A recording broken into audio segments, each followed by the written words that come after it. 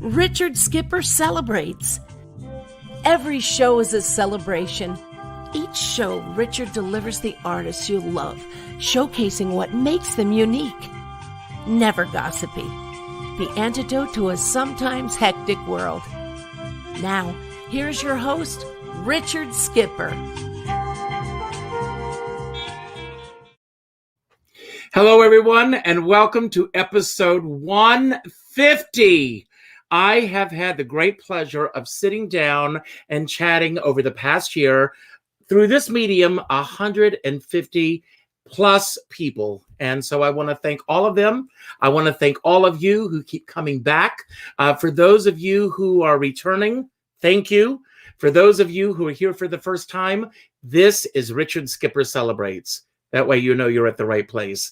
And I'm all about celebrating artists and their body of worth. Just before I went live, I read that today marks the anniversary of the film Cabaret, opening in 1972. That's worth celebrating. And I also want to celebrate this lady you see sitting over my shoulder, Carol Channing. We were having a discussion once on great entertainment. And she said, you know, there are entertainers and there are performers. A seal is a performer. A seal comes on stage, it balances a ball on its nose, and all it cares about is getting that fish. But an entertainer is always focused on the audience. And that brings us to Jason Graae. And I want to say, Jason, before we start, there you are. Yeah. Jason is my favorite, out of all the world in the world, my favorite obosexual. Yes. Where's your oboe today? It's taking a breather. Oh, good. Well, I'm so glad that you're here. We are in the middle of a pandemic. So before we start digging into your career and everything, I want to ask, how are you dealing with everything really in the midst of this crazy world we find ourselves in? Wow. Well, at first, by the way, I thought you were going to introduce me as a SEAL, like your favorite trained SEAL. So I got nervous. No. So relieved. You know, I'm doing what I can do. You know, I know that we're all in it together, and that's the main thing that makes this thing bearable, is that everybody's going through the exact same thing. Because if I were doing this alone, I'd feel very sad for myself. And I do feel self-pity sometimes, but, you know, I'm trying to be proactive. I run 4 times a week around the Hollywood Reservoir. And I was taking a writing class for 10 months and with Claudette Sutherland, who I know you know who that is, but yes. She was the original Smitty in How to Succeed in Business. And she has this most incredible writing class. So I took that for 10 months, and that kind of saved my sanity and my soul. And she's fabulous. She's a force of nature. And, you know, I just worked very hard at writing and coming up with stories. And because it felt very pertinent, because we don't have a lot to look toward in the future quite yet, because we don't know what the future is going to bring. So it was a great time to look to the past and to remember stories and to write memoir types of stories. And so it was nice to get them down on paper.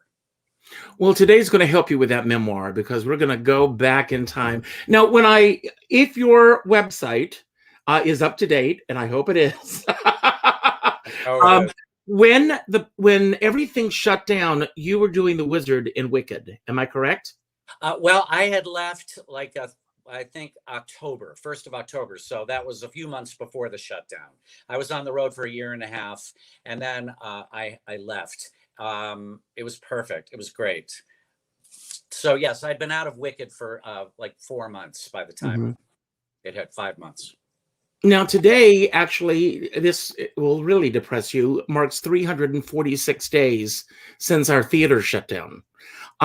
What did your calendar look like on March 11th of last year when everything began to shut down? I had a lot of Jerry Herman concerts. Scott Coulter, produces this thing that Jerry co-produced, Jerry himself, with Michael Kirker at ASCAP and Scott Coulter. And so we had about 6 concerts coming up. The last thing we did was in Abilene, Texas, with the Abilene Philharmonic. Home of Carol Cook. Yes. Yes. I dropped her name at the Denny's. I dropped her name at the Chili's. It was a great in knowing Carol Cook. You know, But excuse me for interrupting. My birthday was this week, and happy every birthday. year on my birthday thank you, for the last 10 years, I get a handmade card from Carol Cook and Tom Troop. And it always, no matter what's going on in the world, pandemic, everything else falling apart, it arrives on my birthday. So, and she's They're dealing with some health issues right now. So we send her positive vibes today. They are a magical couple. And Tom is the one that does all the cards. You know, Carol says, well, you know, Tom won't even let me near those cards. Can you imagine what their table? Have you been to their home with all the sparklers and sparkles everywhere? So, but you were doing these concerts with Jerry Herman. The last time that I saw you was at Jerry Herman's memorial, Right. which was more of a celebration than a memorial, which I was pleased for Yes. because he was all about celebrating life. But I have to say, with every great major name in the show, and with all due respect to all of them, you stole the show. Oh my God. Can you steal a memorial? You can steal a memorial. All And right, you did it. And that's Jerry going was on my smiling list. down on you for stealing it. Thank you. That means a lot. I laughed so hard, and I was yelling so hard for people and sobbing, and it was such an afternoon. You know, we saw so many old friends, and you know, to know Jerry is to love Jerry, as you know. You know, he was somebody to be celebrated, and I just can't believe he's gone. And that was such a great, beautiful tribute Mhm. that was put together for him. And I was so thrilled. I wouldn't have chosen to sing that song. I wanted to do something kind of more heartfelt. But Jerry's partner, Terry, said, Mhm. you know, you have to sing You I Like. Jerry loved it. And comedy will be a plus. We want this to be a celebration. We don't want it to be maudlin. And so I went, all right, that's what you want. And I'm delighted. I was thrilled to be part of it. Have you chalked up how many times you've performed that song? No. It's yours. You own it. You I own that stopped song. counting after 192, I think. Well, you did the grand tour here in New York at the York Theater, if I'm not mistaken. Is that Yeah, right? yeah, I did it for musicals at Mufti, and then with James Barber and Nancy Anderson played part of the trio, Oh, and great. we did it out here before that, and Jerry was part of it. Jerry cast it out here and was very interactive with the show and very hands-on, and we had a ball. We did it at the Colony Theater, and it was really special to have him there.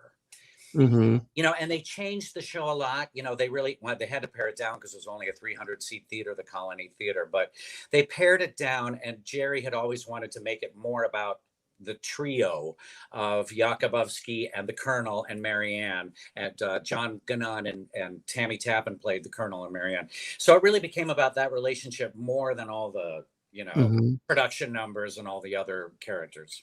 Well, I think it's one of his underrated musicals. I truly love that score. I want to go back. Are you originally from the San Francisco Bay Area? No, in fact, I just worked there a lot. I'm not from there at all. I originally am from Chicago, Okay. and I lived there for about 6.5 years, and then my parents got divorced, as parents do, Mhm. and my mom Or they remarried, should. as they definitely. Sorry, Mom. Sorry, mom. Sorry, mom. I mean, no Yes. offense, but it No, I was love my what mom and dad. Yes. But so then my mother remarried very shortly after the divorce was final with she and my dad, and we got transferred. My stepfather got transferred to Oklahoma, so I grew up in Oklahoma City and mostly Tulsa. So where did it begin for you? In your household, were you exposed to entertainment? Did you listen to a lot of music in your house? Where did it all begin for you? I exposed myself a lot in my household, Richard, but that's a whole nother story. That's a whole other show. Sorry, to my aunt who's watching. Oh, shit. I mean, I'm sorry. No, that's Um, okay.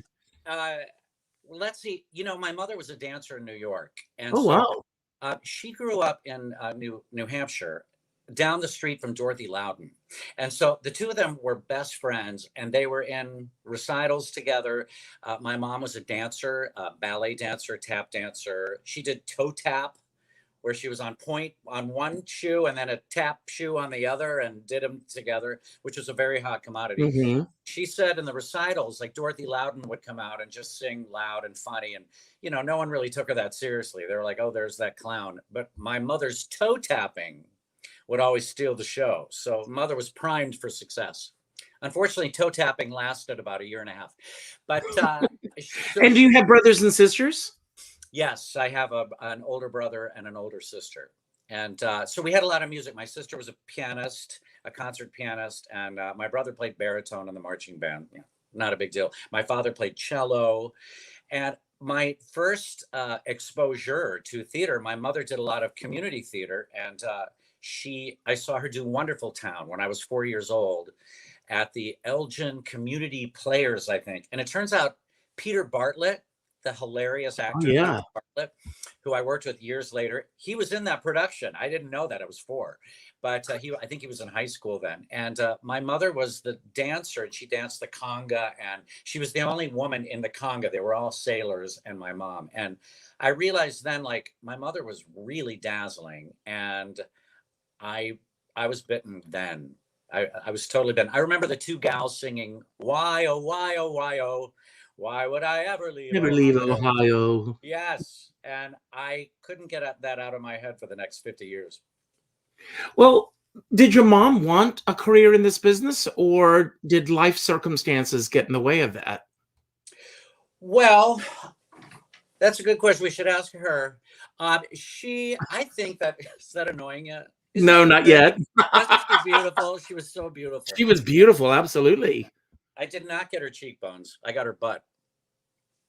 But she did want a career. She was really, really good. She moved to New York and immediately got a job at Ben Martin's Riviera, which was right across the bridge from the George Washington Bridge in Teaneck.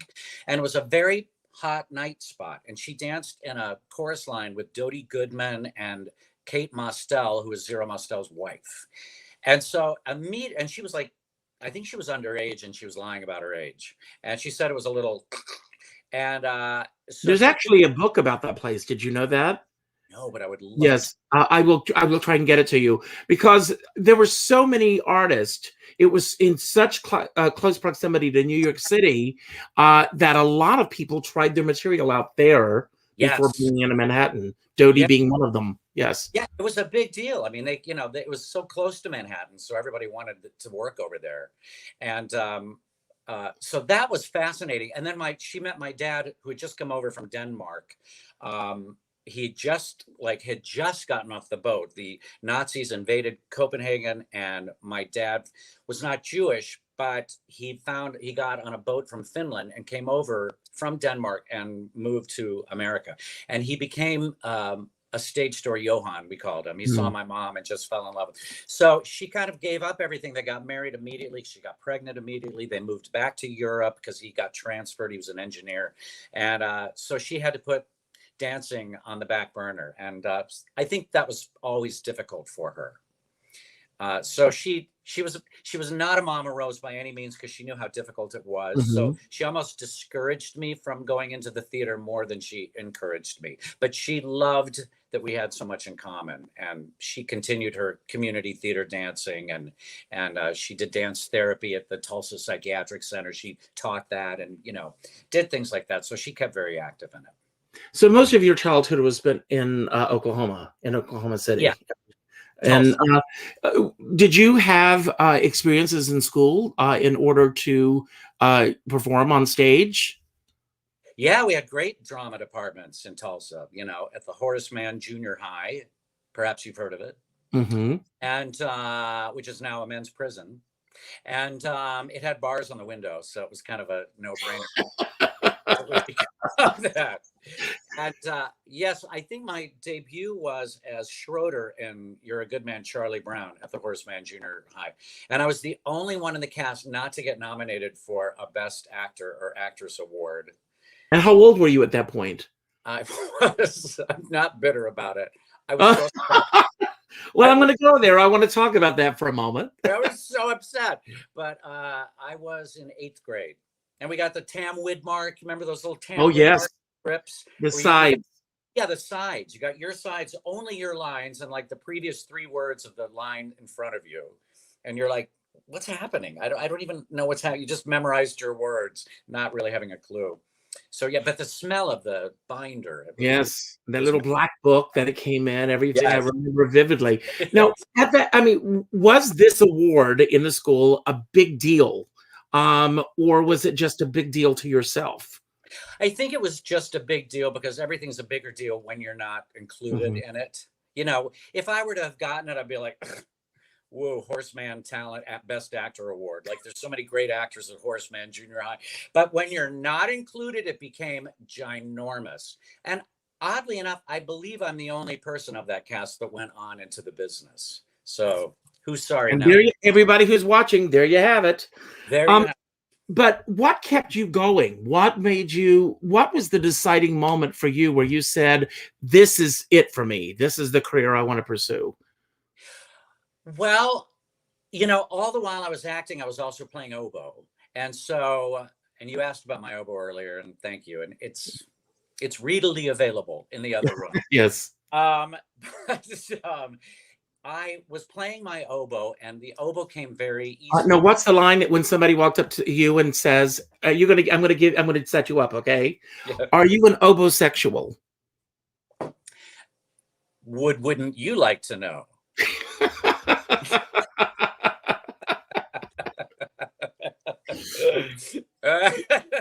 You stop the show with those lines. It's an eye roller, and that's what I Yes, like. yes. It actually happened. Anne Calloway came to my Jerry Herman show at the West Bank Cafe, and she yelled out, are you an obosexual? Like in the middle of, probably it only takes a moment. She's like that, Anne. And then I said, wouldn't you like to know? And I was like, we killed. So I thought we should go on the road together. So it happened very spontaneously.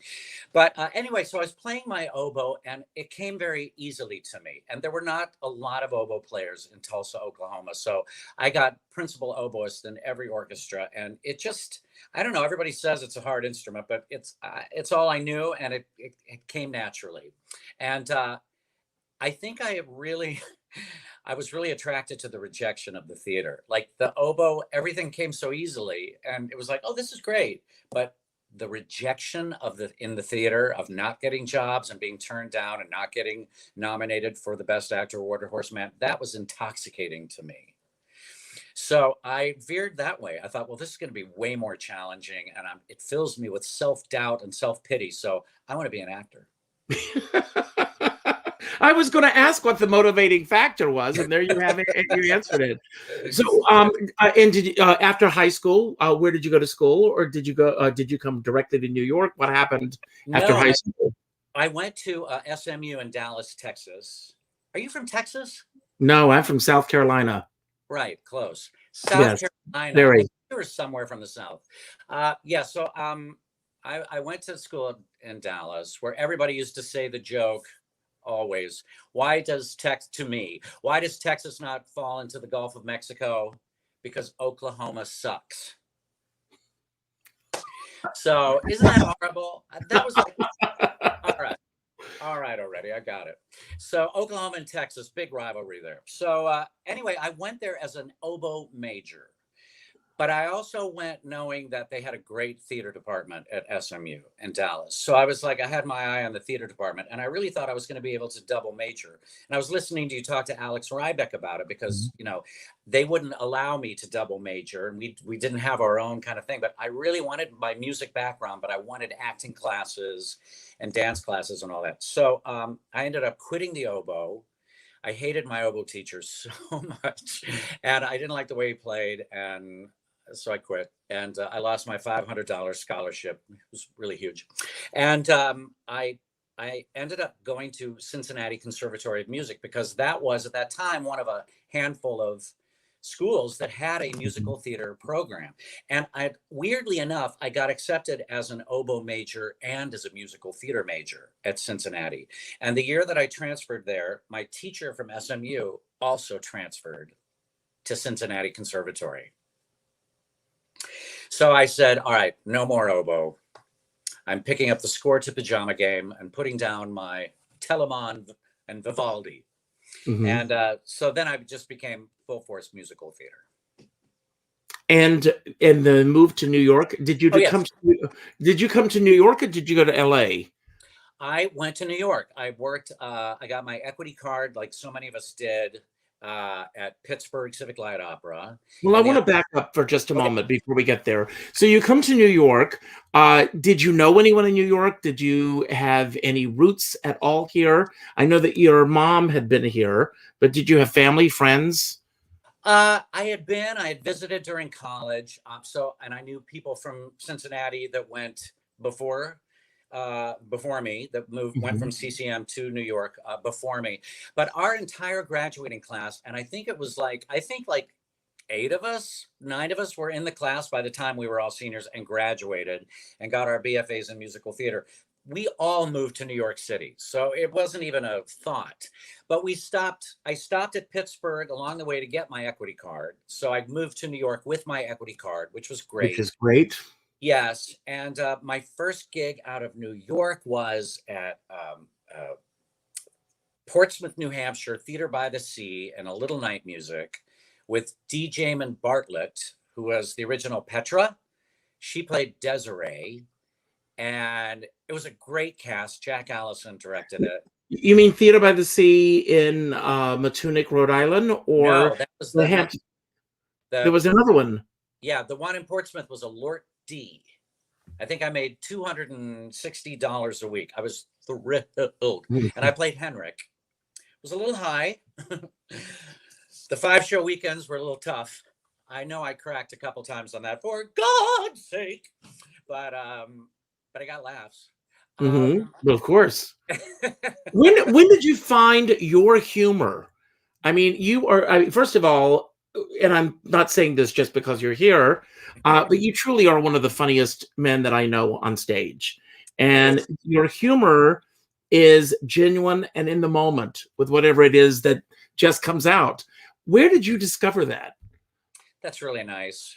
I think having divorced parents helps, and having some tension in the household, and being uprooted a lot. You've got two choices, which is just to freak out all the time and absorb it all, or to try to avoid all of the drama anywhere you can. I Mhm. really do think that's part of it.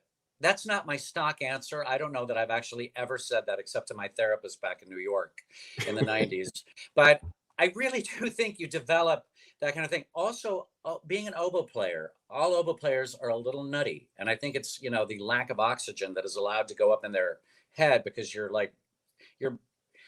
no offense to your aunt, but you're blowing into a very tiny hole, Richard. Sorry. Now, no, that's quite all right. Anything goes here.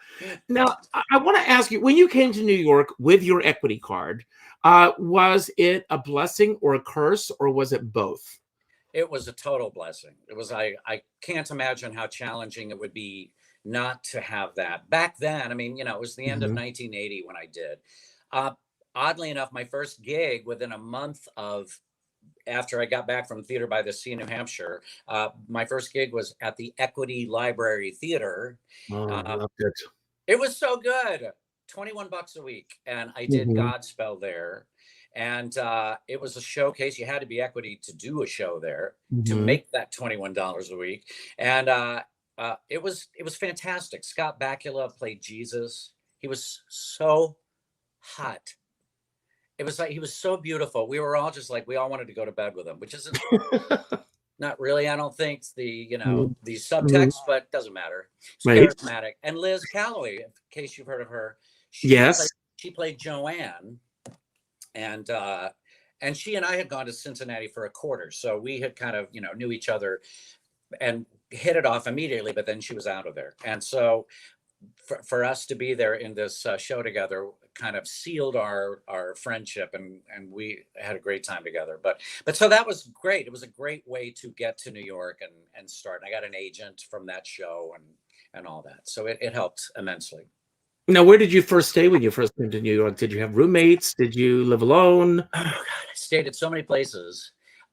Kim Criswell and Faith Prince had like a revolving door because they were both out of town a lot. So I stayed there sometimes with 4 other people. You never knew. They had a 1-bedroom on 98th Street between Broadway and West End, I think. Mhm. And then I stayed with my college roommate. We sublet Brent Barrett's studio apartment on 57th and 11th or 12th. And we shared like a double futon mattress, my friend Iris Rebson and I.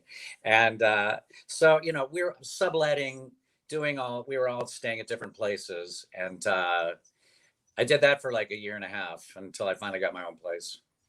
And did you ever have any other survival jobs, or has it been, going from $200 a week to $21 a week, and what was in between all of that? Like, it was doable, those salaries. Yes, I know. I came to New York in 1979, so it was a different New York too. Yes, it was. My first apartment, I had a 1-bedroom apartment, tiny. Where the bathroom sink was in the bedroom, and you had to walk sideways through the living room, to get to the kitchen and things. But I paid $474 a month for a West End and 84th Street apartment, and then I lived there for a while, and then I got bumped up to a nice 2-bedroom in the same building. But it was much cheaper to live, absolutely. And you had your unemployment. And, you had Dallas Barbecue, Swiss Chalet, it was called. Did you go there? Yes. And you could get that quarter chicken, baked potato, cornbread for like $4.50. Yes. $4.50. Yes. Absolutely. So you got an agent with the Equity Library Theater with Godspell. And did work start coming in right away for you? Yeah, it did. And my first agent was Lou Rosen, who like smoked cigars, and he talked like that. And he told me I had to change my name. He was like, Jason Graae, what the hell is that? And I was like, well, it's my dad's name. He's Danish. He came over from Denmark. It's a lot of vowels. He goes, let's try changing it to Graae. And I was like, well, I'm so Joel Graae-esque, and I said, that's confusing. So he suggested, well, how about keeping the spelling, but changing the pronunciation? So we tried that, and that was even more confusing. People were like, what?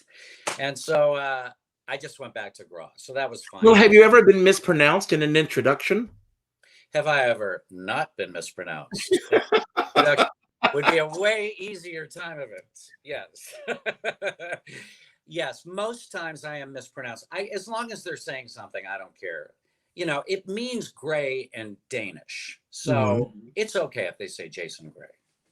I take umbrage if they say Jason Graae, which I've gotten. Now, after, did you start getting a lot of work out of town? Did you maintain your residence in New York? Did you like being on the road? At first, I didn't love being on the road because I really went to New York so that I could be on Broadway and work in New York. So, that's a really interesting question because, I like being on the road now more because I love to work. I just love to work, and I love to make money. And if I go on the road, hopefully you're making some money when you're doing it, But, I did my regional penance, and I did a lot of out of town. I did Keystone at the Jiva Theater. Oh, and then the big one was Goodspeed Opera House. I did Bloomer Girl, and that was within the first year. I love that theater. Isn't it great? It's beautiful. It's a jewel box. So much drama. There's nothing to do up there except each other. So there was so much drama going on. You're not the first person to tell me that. Oh my God. I got some. That's another show. That's the, Jerry, Leroy Reams said to me once, he said, Richard, we're going to do a show. Everyone has to sign a waiver when they come in. We're going to call it the 11 o'clock number. Everyone comes in and I'm revealing everything. And if you've ever sat down, Richard Kind says, all you need to do, have a dinner party, invite Leroy Reams and say, so how did you meet Carol Channing? And then back to the night. When I'm working with Leroy, we've mostly done non-paying benefits and memorials together. I don't know that we've ever gotten paid to do anything. We've done so many benefits, but we always get, he's the best storyteller. I love him. But the last few times we were together, I've said, I have to leave you now because I become like an audience fan when he's telling me his stories. And the energy starts draining out of me because I just become like, oh, Leroy. And then He, I forget what I'm doing. he was here for dinner one night. We sat down at 7:00, and at 1:30, Bob, I'm sure you knew Bob said, we got to go home. I just love him. But back to you. Yes. So Goodspeed Opera House, you come to New York. Your first Broadway show. Just thinking about Leroy. God, he hijacked another performance of mine. No, Yeah, love him so much. I do too. I'm going to do a little poll after this is over. While I was at Goodspeed Opera House, doing Bloomer Girl with Judy Blazer, Stephen Leahy, Davis Gaines, Beth Fowler. It was Beth Austin. It was a great. Beth Fowler was here at that dinner that night. So she was. Of course she was. Yes. Yeah. I was so starstruck with her. Oh my Lord.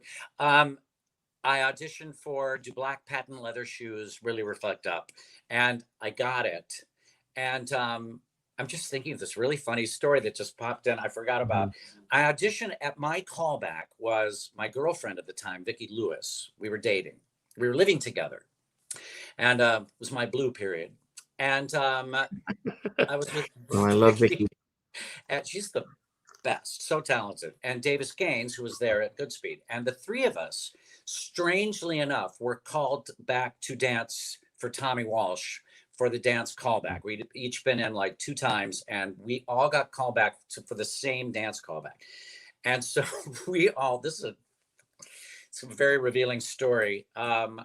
We figured out Vicki was a dancer, but Davis and I really aren't dancers. You know, we're like movers, but Vicki can dance. And we talked to somebody who had been through the dance call, and we learned the combination before we went to our dance audition.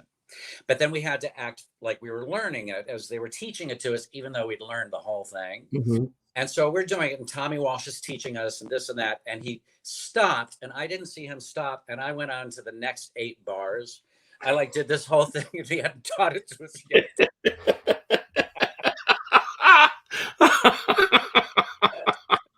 He stopped. What was his reaction? He was not pleased. He was like, how could you possibly know what the next 8 bars I said, that's another skill. I just said, Tommy, I think I understand you. I said something like that, like, I just feel like I'm in your brain. Somehow we got over that, but I talked to Tommy about that later, and he was like, so that day, and I said, yeah, we learned it from somebody else. So anyway, Vicki and I got it, and I had to leave Goodspeed a week early. And I remember my agent, Marsha Bonine was a Gage Group then. She told me, well, you booked Patent Leather Shoes. And I was screaming because it was going to Philadelphia and then coming into Broadway. And her reaction was, you want to do it? I said, yeah, it's going to Broadway. It's the greatest thing ever. And she's like, all right. And I didn't know what she was talking about. And we opened in Philadelphia, and it was a huge hit. And then my friends would come and see it and go, yeah, it's not very good. But the reviewers loved it because it was all very Catholic, inside Catholic humor based on John Power's books, Do Black Patent Leather Shoes, Really Reflect Up, and growing up in Catholic schools. And the audiences would scream. I didn't get any of the jokes because I was a Unitarian from Tulsa. So, it all went over my head. And then we opened on Broadway and got creamed. And we had 2 weeks of previews and 5 shows. And we were supposed to be at, I think, like the Brooks Atkinson or a smaller, more intimate theater, which would have been, really good for the show. And then the Alvin Theater opened up, and the producers got just like their eyes popped out of their heads. They were like, ooh, more money. Let's go to the Alvin Theater. So they took this tiny little cartoon of a show that was a little charmer that should have been off Broadway probably, and put it at the Alvin Theater. And we got creamed. Now, has that show really had a life beyond that production? Have there been successful productions of that? Yes. Before we opened, it had run 4 years in Chicago, in Summit, Illinois, outside Chicago. Hmm. And in Detroit, it had a successful run. And then in, Philadelphia, we ran 6 months. And Frank Rich, when we opened in the New York Times, said, this was a huge hit in Philadelphia, which shows you that the Liberty Bell is not the only thing that's cracked. And That then I sounds went, like Frank Rich. very Frank Rich. It was pretty Yeah. funny, though. I mean, it was pretty funny. But yes, it did very well in Boston, in cities that have a big Catholic population. It did well. Now, I've not heard about it recently, so I don't know if it still has a life or not. But it was very special, and it was fun to be with Vicky. We had a ball doing it. And Russ Thacker, do you remember him? I do, yes. Now, when the show closed, did you have anything on your horizon at that moment? No, we were just crushed. We just couldn't believe it. I mean, we knew. How much of a notice did you get that the show was closing? We found, let's see, we opened on a Thursday, and then Friday there was like a handful of people in the audience. It was just so sad because we'd always been like packed and loud, funny, voracious audiences. And then Friday night, it was just like a couple hundred people in the audience. They'd all read the reviews, their arms were folded, and it was like, ooh. And I think they put the notice up on Saturday. The producers all met with us and said, we're putting the notice up officially. We think we've got money coming in, so don't worry. I think it's going to be able to go. And so we were like, okay. And then Sunday, during the matinee, while the show was going on, we'd watch the set pieces exit and then be stored, packed away. So we were thinking, and yeah. And so that was the end. But and I had nothing lined up. That was it. So what came up next for you, and how long did it take? What is the longest period that pandemic excluded, of course, that you've been without work? Yeah. That might have been the longest. And you would ask me if I had any survival jobs. I'm sorry, I forgot. I did, with Vicky, as a matter of fact, we did singing telegrams. Who did you work with? Oh God. I worked with I did singing telegrams with Eastern Onion. Was that the company that you worked with? I like the name. Yeah. I don't know. Western Union, Eastern Onion. Get it? Eastern Onion. That's funny. I think I would have remembered that. I only did like 4 of them. And Vicky did a few of them too, but you had to dress up like the little organ grinder monkey and the little pillbox hat. Mm-hmm. And we had. So I have to ask. I mean, you only did 4 of them, but what was the oddest experience that you had doing singing telegrams? I went to. It was a great way to see the city because I went to the World Trade Center, and I went into an office way up in the World Trade Center, and I said, "Where's Joe Schmo? I have a message for him. I have a telegram," and then I sang it for him. I got to do it in Chinatown at this at a restaurant for a Chinese restaurateur, and nobody spoke any English, and I'm standing there. Oh, I hear you got a birthday, so I stopped by this way to sing a jivey message to a cool chick. Hey, hey, and we did the whole thing, and they were all just like, staring, going, "Who the hell is this clown?" That was probably the most peculiar. So why only 4 of them? I mean, you and I can talk someday, and I'll tell you all my stories. But why only 4? I think because I got another job. And I got Snoopy, which oddly enough, again with Vicky, we spent our careers together for a while. Vicky Lewis and I. Vicky had gotten cast. All those people back in Tulsa who got the award. And you come to New York and you get Snoopy. So there you have it. I know. Take that, Horace Mann Jr. Yes. Where's Brad Garcia now? So Vicky went up and did Peppermint Patty at the Charles Playhouse in Snoopy, and they had never brought Snoopy to New York. They had done it in San Francisco with Pam Myers and Don Potter, was it? I'm not sure who played Snoopy there. And anyway, so David Garrison was Snoopy, and Vicky and Kay Cole was in it, and really good cast. And then they were having understudy auditions, and so Vicky gave them my name, and I auditioned, got it, flew up to Boston after they opened, and then came to the Lambs Theater. and I was the cover for the guys. And then David Garrison left, and Lorna left, and Vicky left. Mhm. So Lorna left, and I replaced them as Snoopy and Peppermint Patty. And that was at the Lambs. That's So not a theater anymore, is it? the Lambs? Yeah. Is it? I know that the Lambs is still there, but I don't know if they still do productions there or not. It's been a while since. I think the last thing that I recall being there, and I could be mistaken, I think was Neil Berg's production of Golf. Oh, yeah. Wasn't that the last thing that played there? Yeah. Sal Viviano was in it. Yes. Joel Blum, I think, was in it. Yeah, I remember. I didn't see it, but I remember it. I did two shows there, close together. Olympus on My Mind, and Oh my God, I remember that. Yes. God, and they had this thing. I just remember they had a sign outside saying, the New York Times quote said, "Naughty musical comedy fun," and then it was a Nazarene like boarding house as well as a church.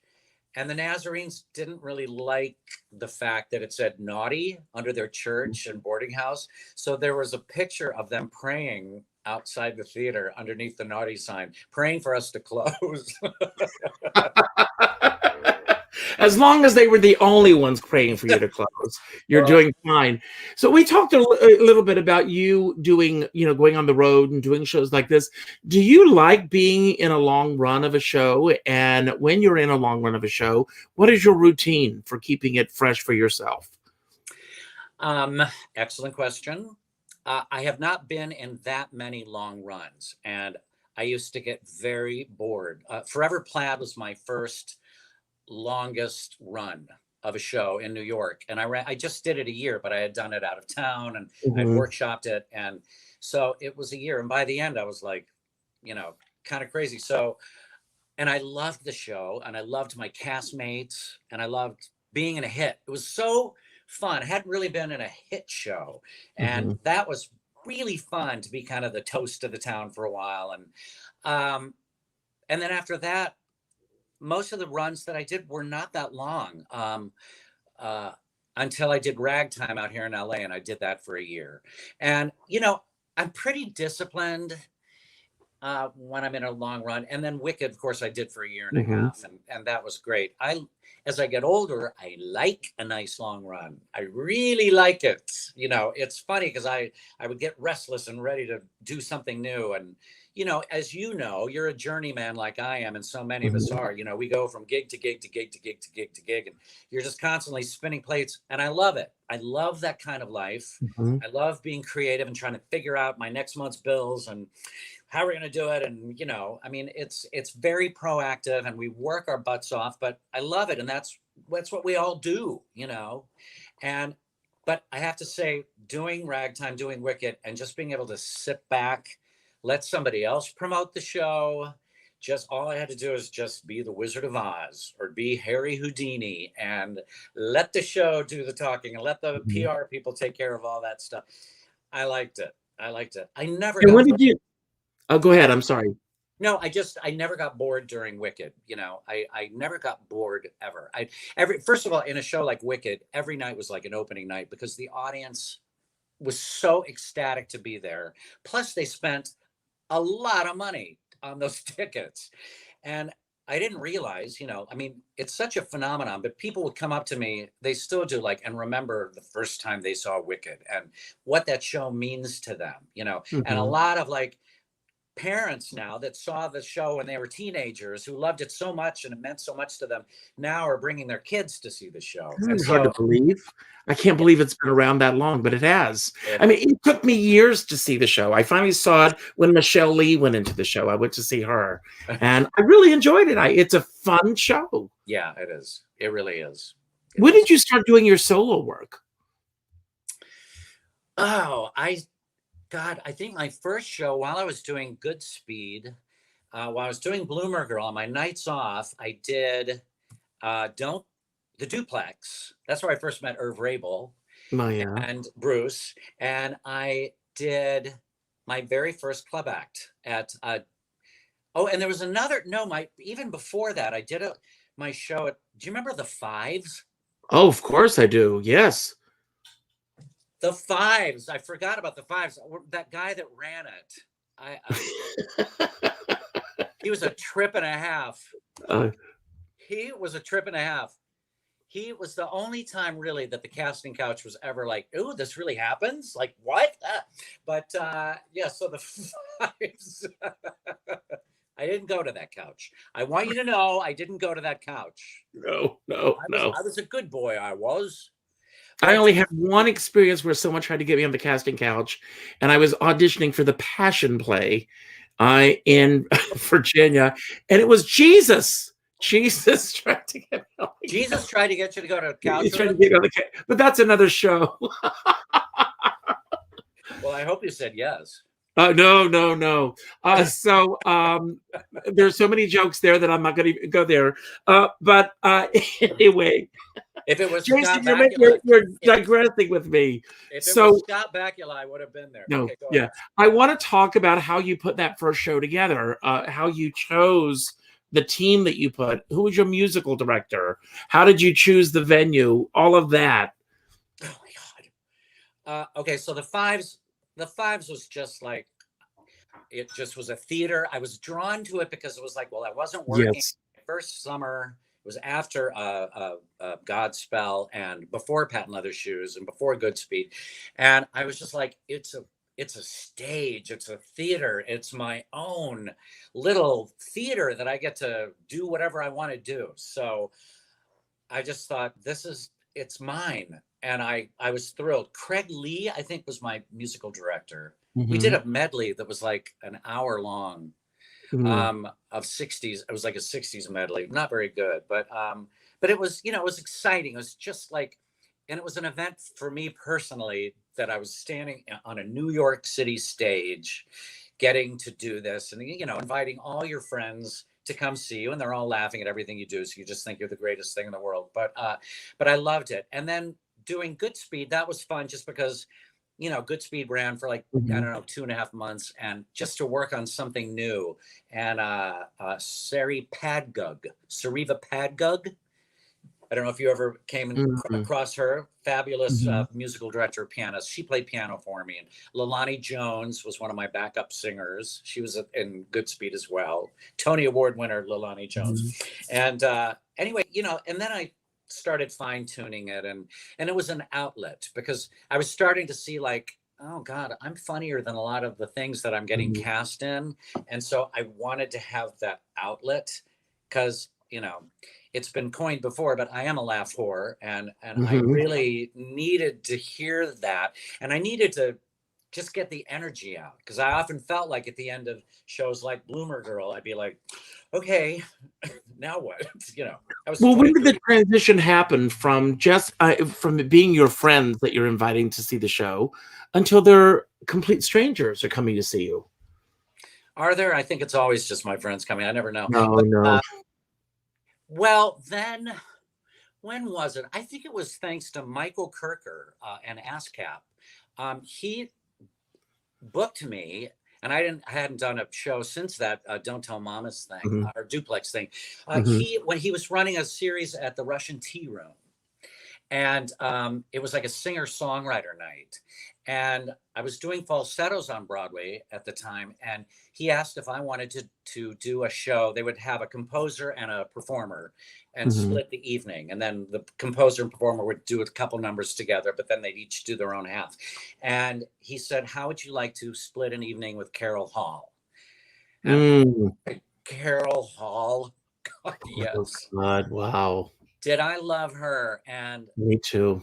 Oh, she was just the greatest. I just loved everything about her. I loved her songs, and I loved who she was as a human being. And she had that Texas dryness. She could be so sweet, and then she could turn, and I loved all of that. I loved it all, and I was right there with her. And we taught at Yale together, and we taught at Mabel Mercer Foundation events together. But that first time at the Russian Tea Room, splitting a night with her, it was a love affair, and we stayed in very close touch through the years. And that's great for you also, because she had a following, and you're, and people are getting to know you for the first time. And then talk about collaborations. you and Faith Prince. Who? Faith Prince. Oh, right. I always forget her name. Ah, right. Yeah, Faith. She's the best. Mm. Yeah, basically I just attached myself to really talented women. I had Carol Hall and I had Liz Calloway, and I mean, I didn't have them, but I worked with them, and Faith, and I went to college together. She was Oh, wow. much older than I. She was a year older than me, and she was a year ahead of me, and we got along great in school, but we weren't like best friends in school, but we always got along great, and then we worked together a lot in New York. We did Olympus on My Mind. We did a show called Living Color at Don't Tell Mamas. Where I think Kathy and Mo were waitresses there, as was Lena Katrakis. Like everybody worked at Don't Tell Mamas while we were doing this Living Color thing. Jennifer Lewis, and it was just an amazing time. Oh, it was such a great time. And so Faith and I, worked together through the years. We did several things. Jack Wrangler's I Love You, Jimmy Valentine. Remember that show he wrote? Yes. And so and then we kind of lost touch for a while, and we got hired by 42nd Street Moon in San Francisco, where I work a lot. I did Scrooge and Love there, and we did, Clea Blackhurst and I were supposed to do this Jerry Herman gala and a fundraiser, and Clea got another gig, so she had to drop out, and so they called Faith. And I was like, well, okay, enter at your own risk. If you really, and they were so lucky to have her. And I was ecstatic because I hadn't seen Faith in so long. And she and I just went, it was kind of a conflagration, to quote Jerry Herman. And we were like, we got to do a show together because this is way too much fun. And so we put something together, and we had a ball. We worked, it went on and on and on. We still get gigs. Well, we did. Now, you mentioned at the very beginning of the evening that you were doing a lot of writing. What are you putting your memories on paper, or what is your goal, your ultimate goal with you as a writer? Such a good question. It's part of why I just stopped, because I was like, I don't know where I'm going with this, but the one thing that this pandemic has helped me with, and I mean, I don't know if you know Eckhart Tolle and The Power of Now. I think you probably do, because you seem you're very in the moment. Your interviews are very in the moment, and I really was reading I've been reading it for the last several years, but it's kind of become my Bible. And it teaches you to be in the moment, and there's never been more a time that is needed more than this pandemic. And I've loved a lot of this pandemic, being at home and enjoying the little things, Swiffering and making dinner and taking it day to day, And so the writing class was really good for me to just not worry about, okay, I'm going to do a memoir. Like, I don't know who the hell would buy my memoir, but, or what am I going to do? Am I going to write a play with this? Or is it going to be, just to help me write my own material better? But what I started liking about it was that I'm telling a lot of my theater stories, my showbiz stories, my stories I tell at parties, and we don't go to any parties. So I'm not telling those stories. And so to get them down on paper was challenging, because you do the funny, quick way of doing it, but when you're really telling the story and figuring out how to tell the story and writing dialogue, that was very challenging, and really I loved it. So all of those things were great. I want to keep working on it. It turns out fiction was my forte, and that is this thing that was the scariest of all. So I'm not sure what I'm going to do, but I've got like about 35 stories that I've written, and a lot of them are based on old theater stories or showbiz stories or whatever. So we'll see. We'll see. Do you think the stories will ever find their way on stage as well? I would love it. Yeah, I really would love it. I'd love it. It's fascinating, and it really makes you appreciate the writers of what we do, the writers of songs. I wanted to be a lyricist, and I was hoping some of this would inspire me to do that. So far, it has not, but it has helped me as a storyteller, and I am a storyteller, and I do write all my own patter, and I love I love that. I love to tell stories and I love to write that stuff. But I usually write it like the day of the show, Mhm. when I'm panicked, and I just like, that's when I can write really well, when the adrenaline is like, ba, ba, ba, ba, ba. But to get some technique, to get some like basic knowledge, some tools of how you do it, that's what I picked up in the last 10 months. And to write without that panic, without the adrenaline surge. So I, I could call myself, a very bad writer now, but I feel like, yeah, I learned some of the tools. So we'll see. You write your own stuff, right? I write everything, yes.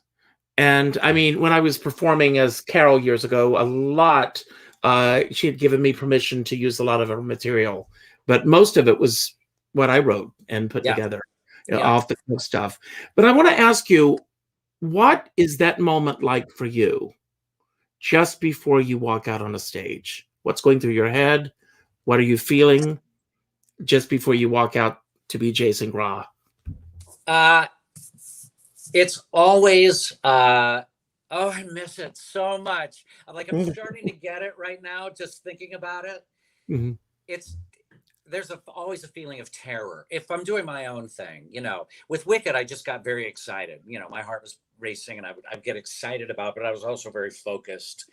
But when you're doing your own show, there's so many variables, and every night is so different from the last. You never know in a cabaret concert situation, like what's going to happen, what's going to go on, what's going to be in the moment, what's an audience going to do, what are you going to have with your pianist, So there always is that feeling of jumping off a cliff. I don't love to zip line because I feel like I do that every single time I walk out on stage. My husband loves zip lining. So many of my friends love it. And you have to take that step off and, kind of drop a little bit. And I feel like I do that all the time. That's what it is to me. It's And then walking a tightrope. once you step foot on stage, then it's like, okay, now it's okay. And is there a role that's out there on the horizon that you've never done that you want to do? Well, yes. Yes. I still want to play the MC in cabaret, and I know I'm like her Schultz category now, but to hell with that. I think if it's a big enough theater, I think the MC could be ageless. I've been I offered do too. Don't you? Have you Well, played some them? theaters have done it with the MC being a woman. Which is The MC can be whatever you want it to could be. be anything, anybody. And my legs are still really good. So, I think I could do it. But I got offered it 3 times. Every time I've gotten offered it, I get a better job. So I now have no other better job. So I would really like to play that. I really wanted to play Finch in How to Succeed. I got offered Matthew Mhm. Broderick's Standby on Broadway. And I was so cocky then. I was like, I don't want to be that guy that the audience boos when they find out that Matthew Broderick isn't going on that night. I should have just probably done it, but I really wanted to play Finch a lot. I'd love to play Amos in Chicago. I'd love to play Amos in Chicago. And I've auditioned for it, and whatever, maybe. Well, it's got to happen. I can't believe this, but we're at the end of our program. It flew by. Hello. I love you, Jason. You're just the best. I mean, I want to thank everyone for being here today. If you enjoyed the show, please, this is going to be on iTunes, on every major podcast platform. If you're listening to it there, leave a comment there. If you're watching this on YouTube, leave a comment there. Or go to my website, richardskipper.com, and put your thoughts about the show there. You can leave comments everywhere. Tell your friends. If you are around tomorrow, it is Valentine's Day, but I'm going to be celebrating J. Aubrey Jones. Do you know each other, by the way? I love Jay. I used to see him at all the equity auditions. He's the best. Please give him my love. He's an amazing talent, and I'm really excited about sitting down with him tomorrow night. I always end my shows by telling everyone to go out and do something nice for somebody else without expecting anything in return. Go to your Facebook friends list, go to the 4th name that pops up, and pick up the phone and call that person. Not an email, not a text, not a personal message, a phone call. As my dear friend David Friedman always says, we're all in this together, but we're not in the same boat. You never know what someone else is going through. It means the world to me that you spent today was impeachment Saturday. Oh, Aren't you glad God. you didn't have to watch that? And it took us away from that for a while, and I haven't even thought about it until I just said it just now. But before we end the show, I'm going to give you the final word.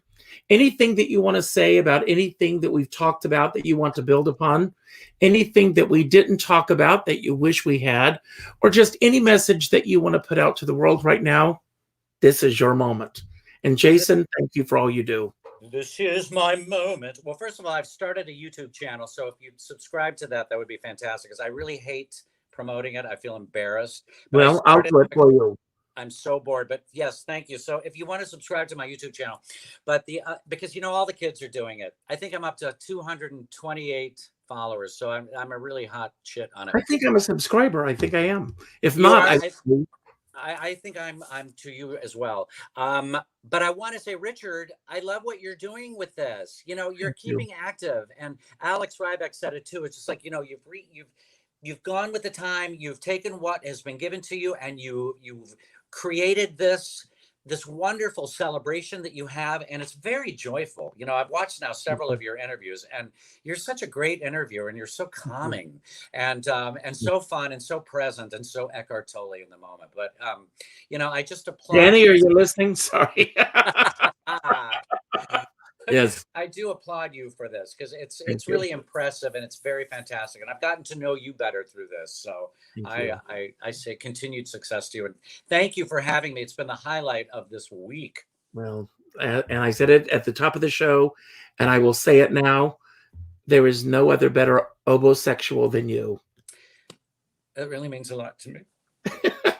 I love you, Jason. Thank you. Love you back. Thank you. Bye, y'all.